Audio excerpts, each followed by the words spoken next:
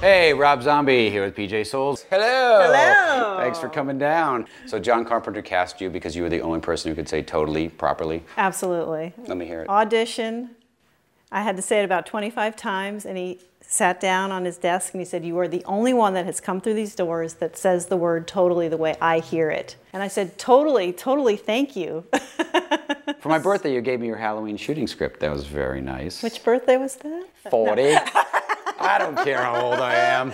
But it was funny, the script, because you told me your best lines you came up with. That's right. And I threw in a few more totallys, but you know, as an actress, you have to get a little bit more excited about everything, and the lines weren't quite there. And I wanted to distinguish myself, obviously, from Nancy Loomis and Jamie Lee. What was the most famous line that you came up with? See anything you like? So what was in the script before that? It's hard to believe. It's hard to imagine that movie without that. It wasn't even in there. Oh, you said. Oh. It says they go into the bedroom. And John was very nervous about shooting that scene. He came to me a few times and said, "Are you sure you're all right with it?" And I went, "It's okay, it's cool." So he cleared everybody from the set.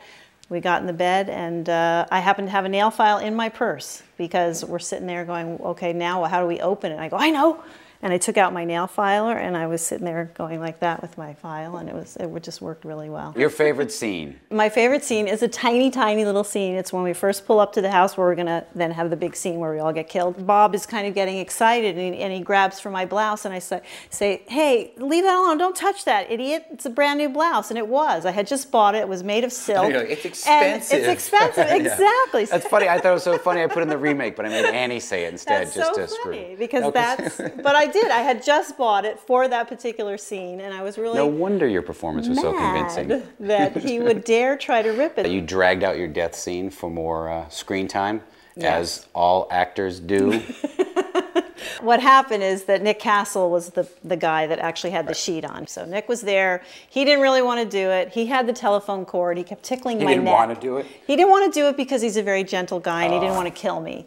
And I was laughing. Mostly it was laughter. If there are any outtakes from that, John Carpenter, please show them because they're hilarious. Because all I'm doing is laughing and going, "Please do it harder. Please try to kill me harder." Anyway, Nick gave a little pressure, and as I went down out of frame, I thought, you know what, I have to extend this because he didn't really do his justice killing me. And so I just kept going,